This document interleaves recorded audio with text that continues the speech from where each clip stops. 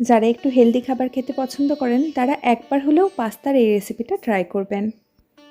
একবার এটা টেস্ট করার পর আপনার ফেভারিট হেলদি খাবারগুলোর লিস্টের মধ্যে আপনি এটাকেও যোগ করে ফেলবেন। তো চলুন ঝটপট কিভাবে বানিয়েছি সেটা দেখে নিই। প্রথমেই কড়াটা ভালো মতো গরম করে নিয়েছি। এর মধ্যে দিয়ে দিচ্ছি ৬-৭ কোয়া রসুন। রসুনগুলোকে একটু নাড়াচাড়া করে নেব। একটুক্ষণ নাড়াচাড়া করলেই রসুনের ওপরে স্কিনটার ওপরে একটা কালচে হালকা দাগ আসতে শুরু করবে। যখনই হালকা দাগটা আসতে শুরু করবে এর মধ্যে দিয়ে দিচ্ছি একটা শুকনো লঙ্কা। আপনারা ২ বা ৩টে শুকনো লঙ্কাও নিতে পারেন। শুকনো লঙ্কাটাকেও খুন্তির সাহায্যে এইভাবে চেপে চেপে একটু দুদিকটাই হালকা করে সেঁকে নিচ্ছি। আমি আজকের রান্নাটা সম্পূর্ণ তেল ছাড়া করছি। আপনারা কিন্তু অল্প একটু সাদা তেল বা বাটার দিয়েও করতে পারেন, টেস্টটা খুব ভালো আসে।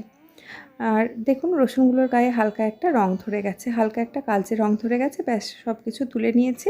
এবারে চলে যাচ্ছি পরবর্তী স্টেপে।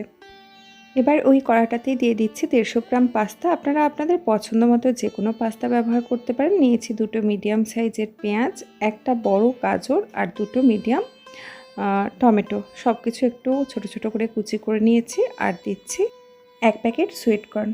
আমি এখানে প্যাকেটটাই ইউজ করছি। আপনারা যদি হাতের কাছে টাটকা সুইট কর্ন পান অবশ্যই সেটা ইউজ করবেন। এবার সব কিছু ভালো মতো যাতে সেদ্ধ হয়ে যায় সেজন্য অল্প একটু জল দিয়ে দিলাম।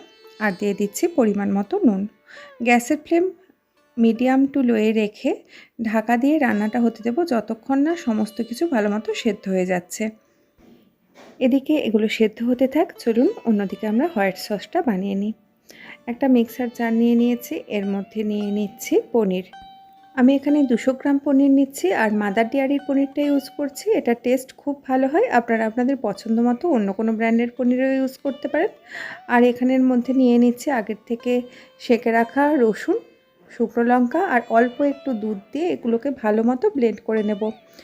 ভালো মতো ব্লেন্ড হয়ে গেলে দেখবেন একদম ক্রিমি এরকম একটা থিক টেক্সচার চলে এসেছে। কয়েক মিনিট পর একবার চেক করে নিচ্ছি পাস্তা বা সমস্ত সবজিগুলো ভালো মতো সেদ্ধ হয়ে গেছে কিনা।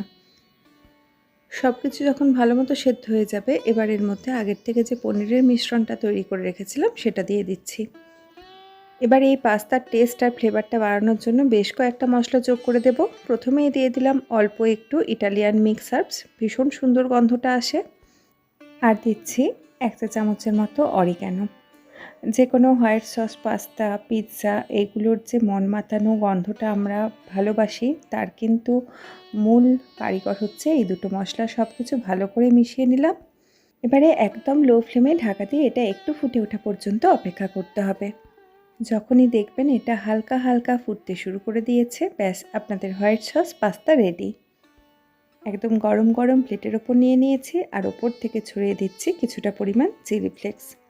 আজকের রেসিপিটা কেমন লাগলো জানাবেন। দেখা হবে পরের দিন আবার অন্য কোনো রেসিপি নিয়ে।